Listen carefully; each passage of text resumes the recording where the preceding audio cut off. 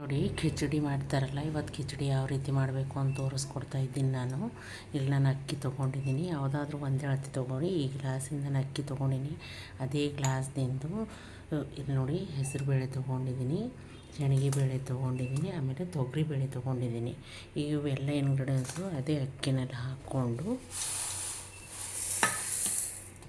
ಚೆನ್ನಾಗಿ 3-4 ಸರಿ ತೊಳ್ಕೊಬೇಕು. ಇದನ್ನು ಮೊದಲಿಗೆ ನಾನು 2-3-4 ಸರ್ತಿ ತೊಳ್ಕೊಂಡಿದ್ದೀನಿ. ತೊಳ್ಕೊಂಡಾದಮೇಲೆ ಇದಕ್ಕೆ ನೀರು ಹಾಕ್ಕೋಬೇಕು.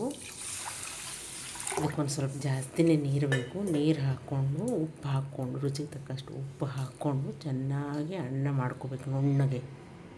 ನೋಡಿ ಈ ರೀತಿ ಗ್ಯಾಸ್ ಆನ್ ಮಾಡಿಕೊಂಡು ಅದ್ರ ಮೇಲೆ ನೀರು ಹಾಕಿ ಇಟ್ಕೊಂಡು ರುಚಿಗೆ ತಕ್ಕಷ್ಟು ಉಪ್ಪು ಹಾಕಿ ಮೆತ್ತಗೆ ಅನ್ನ ಮಾಡ್ಕೋಬೇಕು ಮೊದಲಿಗೆ.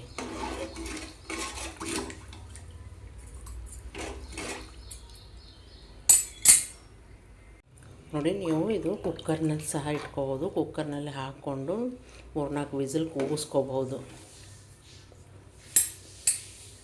ನೋಡಿ ಈ ರೀತಿ ಮೆತ್ತಗೆ ಅನ್ನ ಮಾಡ್ಕೊಂಡು ಬಿಡಬೇಕು. ನೋಡಿ ಈ ರೀತಿ ಭಾಳ ಗಟ್ಟಾಗಿ ಕುದಿಸ್ಕೊಲಿಕ್ಕೆ ಹೋಗಬೇಡಿ, ಒಂದು ಸ್ವಲ್ಪ ತೆಳು ಇರಬೇಕು. ಈ ರೀತಿ ಎಲ್ಲ ಬೇಳೆ ಅಕ್ಕಿ ಹಾಕಿ ಈ ರೀತಿ ಅನ್ನ ಕುದಿಸ್ಕೋಬೇಕು. ಆಮೇಲೆ ಇದಕ್ಕೆ ಒಗ್ಗರಣೆ ಏನು ಹಾಕಬೇಕು ಅಂತ ಹೇಳ್ತೀನಿ ನೋಡಿ. ನೋಡಿ ಒಲೆ ಹೊತ್ತಿಸ್ಕೊಂಡು ಪ್ಯಾನ್ ಇಟ್ಕೊಂಡಿನಿ, ತುಪ್ಪ ಹಾಕ್ಕೋಬೇಕು. ಇದಕ್ಕೆ ಈ ರೀತಿ ತುಪ್ಪ ಹಾಕ್ಕೋಬೇಕು, 2 ಟೀ ಸ್ಪೂನ್.